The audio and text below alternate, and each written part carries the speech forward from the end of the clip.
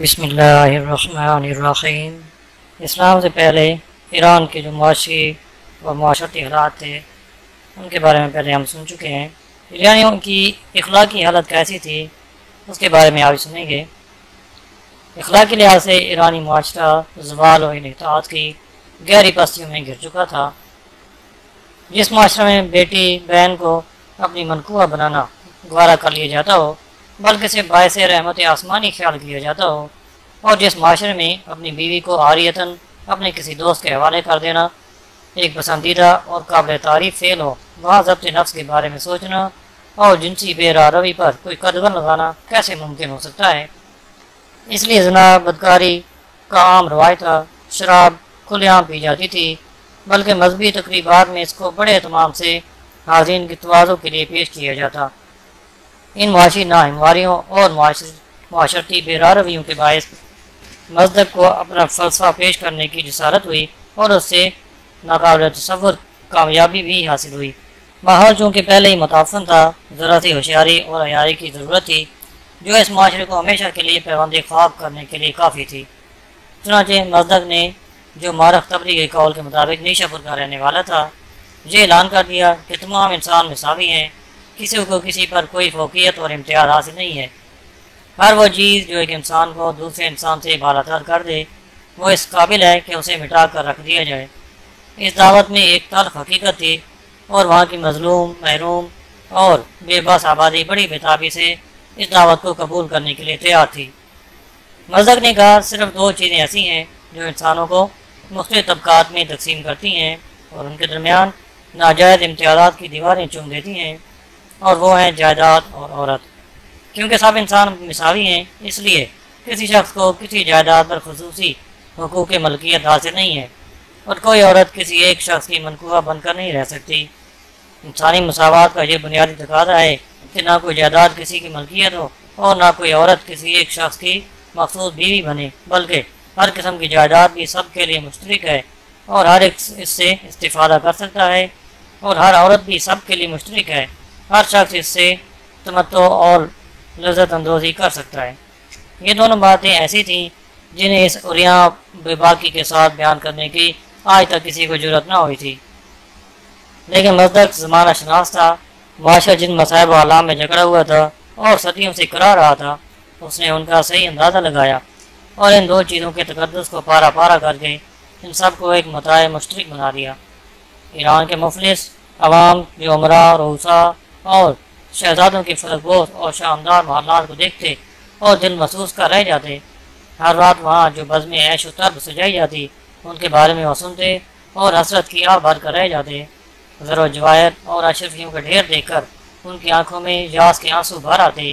ان مفلوق الحال لوگوں کے لیے اس دعوت میں بلا کی کشش تھی، اور جب اس کے ساتھ جنسی زندگی کی ساری پابندیاں بالائے طاق رکھ دی گئی ہوں اور ہر شخص ہر عورت کو اپنی حوث کا شکار بنانے کا قانوناً حقدار بنا دیا گیا ہو، ان چیزوں نے اس دعوت کی کشش کو دو آتشہ بنا دیا اور لوگ جوک در جوک اس ننگے انسانیت تحریک میں شامل ہونے لگے۔ اپنی اس تحریک کو کامیاب بنانے اور بڑی بڑی مقتدر ہستیوں کو اپنے دام تصویر میں پھنسانے کے لیے مصدق نے ہر قسم کی فریب کاری کو روا رکھا۔ چنانچہ اس نے اس مرکزی قربان گاہ کے نیچے جہاں مذہبی رسوم بڑی عقیدت سے ادا کی جاتی تھیں ایک غار بنائی، اور اس غار میں اپنے ایک شریک کار کے تعاون سے یہ چکا چلایا کہ اس کو وہاں پر چھپا دیا اور ایک ٹیوب کے ذریعے اس کا رابطہ حاضرین سے قائم کر دیا۔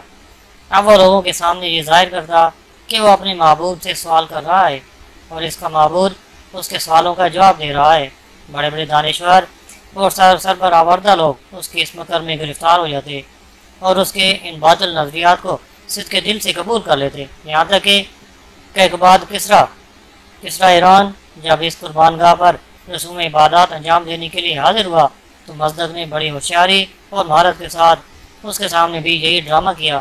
بادشاہ اس سے اتنا متاثر ہوا کہ اس کو خدا کا فرستادہ سمجھ کر اس کی بیعت کر لی اور اس کے معتقدین میں شامل ہو گیا۔ کیقباد نے اپنی مملکت کے تمام مسائل مصدق کے مذہب کو فروغ دینے کے لیے وقف کر دیے۔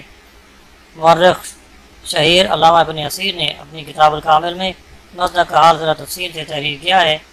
وہ لکھتے ہیں شاہ ایران قباد بن فیروز کے عہد حکومت میں مصدق ظاہر ہوا اور اپنی بدعتوں کا پرچار شروع کیا۔ اس نے بعض امور میں زرتشت کی پیروی کی اور بعض امور کا اپنی طرف سے اضافہ کیا۔ اس کا دعویٰ یہ تھا کہ وہ حضرت ابراہیم علیہ السلام کی شریعت کی طرف دعوت دے رہا ہے، جس طرح زرتشت نے اس کی طرف دعوت دی تھی۔ اس نے تمام محرمات اور بری چیزوں کو حلال کر دیا، اموال و املاک، عورتوں، غلاموں اور کنیزوں میں تمام لوگوں کو مساوی حقوق دے دیے، تاکہ کسی کو کسی پر کسی چیز میں بھی فضیلت و برتری نہ رہے۔ کمینہ خصلت اور عزیز لوگوں کی کثیر تعداد اس کی پیروی کرنے لگی، ان کی تعداد ہزار تک پہنچ گئی۔ مصدق ایک آدمی کی بیوی کو لیتا اور دوسرے کے حوالے کر دیتا، اس طرح لوگوں کے اموال، کنیزوں، غلاموں اور زرعی زمینوں میں سے جس کو چاہتا ان میں سے کسی کا مالک بنا دیتا۔ چنانچہ اس کو بڑا غلبہ نصیب ہوا، اس کی شان بلند ہوئی، یہاں تک کہ بادشاہ کا اقبال بھی اس کے پیروکاروں میں شامل ہو گیا۔ مصدق اس حد تک بے حیا اور بے باک ہو گیا کہ اس نے ایک دن اقبال کو کہا کہ آج تیری بیوی جو نوشیروان کی ماں تھی میرے پاس رات بسر کرے گی۔ اقبال بھی اس کی صحبت کے نحوست سے بے غیرتی کی انتہائی منزل کو پہنچ چکا تھا۔ اس نے اس کی حیا سوز تجویز پر نہ صرف یہ کہ غیظ و غضب یا کسی ناپسندیدگی کا اظہار نہ کیا، بلکہ اس کی اس تجویز کو قبول کر لیا۔ نوشیروان کو پتہ چلا تو اپنی ماں کی اس بے عزتی پر بے چین ہو گیا اور انتہائی نیاز بندی کے ساتھ مصدق کی خدمت میں گیا اور اپنے ہاتھوں سے اس کے جوتے اتارے، اس کے پاؤں کو بوسے دیے اور بڑی لجاجت سے عرض کی کہ وہ اس کی ماں کی آبروریزی نہ کرے، اس کو اس مہربانی کے عوض جو کچھ اس کے پاس ہے وہ اس کے سپرد کر دے گا۔ تب جا کر مصدق اس حرکت سے باز آیا اور اس کی ماں تمام اہل ایران کی مادر ملکہ کو چھوڑ دیا۔ مصدق نے اس کے علاوہ حیوان کے ذبیحہ کو حرام قرار دے دیا اور کہا کہ انسان کو اپنی خوراک کے لیے انہی چیزوں پر اکتفا کرنا چاہیے جو زمین اگاتی ہے یا حیوانات سے حاصل کی جاتی ہیں، مثلا انڈے، دودھ، گھی، پنیر وغیرہ۔ اس کے پیدا کردہ اس مصیبت نے ملک گیر وبا کی صورت اختیار کر لی اور لوگ اس کا شکار ہو گئے۔ کچھ عرصہ بعد حالت یہ ہو گئی کہ کوئی بیٹا اپنے باپ کو اور کوئی باپ اپنے بیٹے کو نہیں پہچان سکتا تھا۔ قبائل کی حکومت کو جب 10 سال پورے ہو گئے تو موبدان، موبد اور جتنے بڑے علماء اور آیان مملکت تھے جمع ہوئے۔ انہوں نے اقبال کو تاج و تخت سے معزول کر دیا اور اس کے بھائی جامسب کو اپنا بادشاہ بنا لیا۔ انہوں نے اقبال کو کہا کہ تو نے مصدق کی پیروی اختیار کی، مصدق اور اس کے حواریوں نے لوگوں پر جو ظلم و ستم توڑے اس میں تم ان کے معاون ثابت ہوئے۔ اب تمہاری نجات کی اس کے علاوہ کوئی صورت نہیں کہ تم اپنے آپ کو ہمارے حوالے کر دو، ہم تمہیں ذبح کریں گے اور آگ کے سامنے تمہاری قربانی پیش کریں۔ اس نے اپنے آپ کو ان کے حوالے کرنے سے انکار کر دیا، چنانچہ اسے قید کر دیا گیا اور اس کے مرنے کے بعد نوشیروان تخت نشین ہوا۔ اس نے مصدق اور اس کے ماننے والوں کو تحت کر دیا۔ اس طرح یہ فتنہ فروغ ہوا۔ ایک اور مورخ اس واقعہ کو اس طرح بیان کرتا ہے، 490 عیسوی کے قریب مصدق جو ابتدا میں زرتشتی مذہب کا پیشوا تھا، اس نے دعویٰ کیا کہ وہ خدا کا فرستادہ ہے اور پرانے عقیدہ کی تبلیغ کے لیے بھیجا گیا ہے، جس کا خلاصہ یہ ہے کہ تمام مرد مساوی حیثیت رکھتے ہیں اور کوئی آدمی دوسرے سے زیادہ کسی چیز کی ملکیت کا حق نہیں رکھتا۔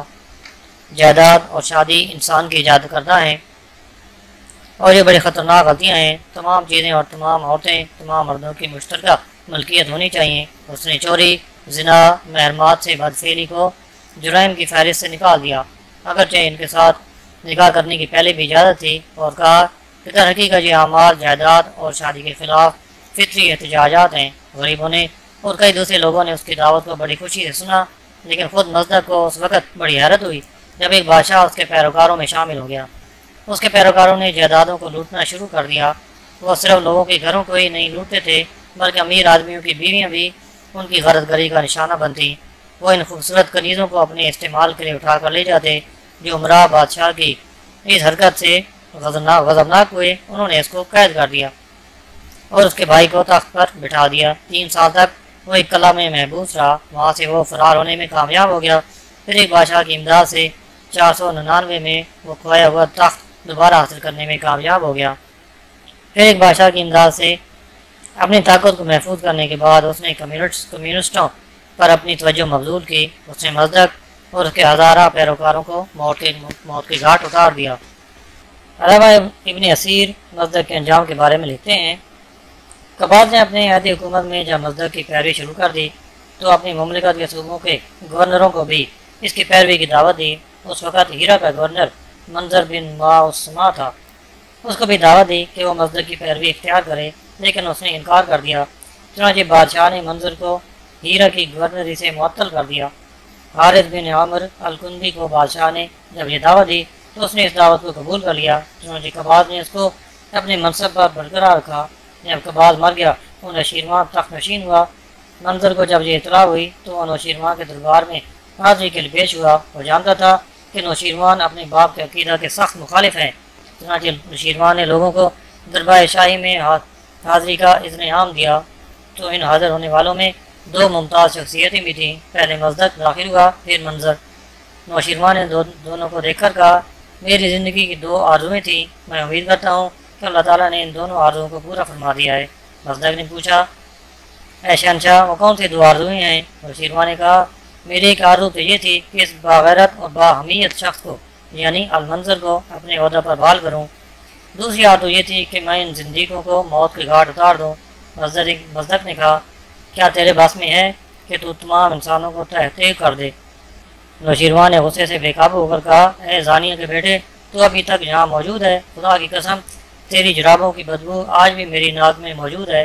جب میں نے اپنی ماں کی عصمت کو بچانے کے لیے تیرے بدبودار پاؤں کو بوسہ دیا تھا۔ نوشیروان نے حکم دیا کہ اس کا سر قلم کر دیا جائے اور اس کی لاش کو سلیب پر چڑھا دیا جائے تاکہ لوگ اس سے عبرت حاصل کریں۔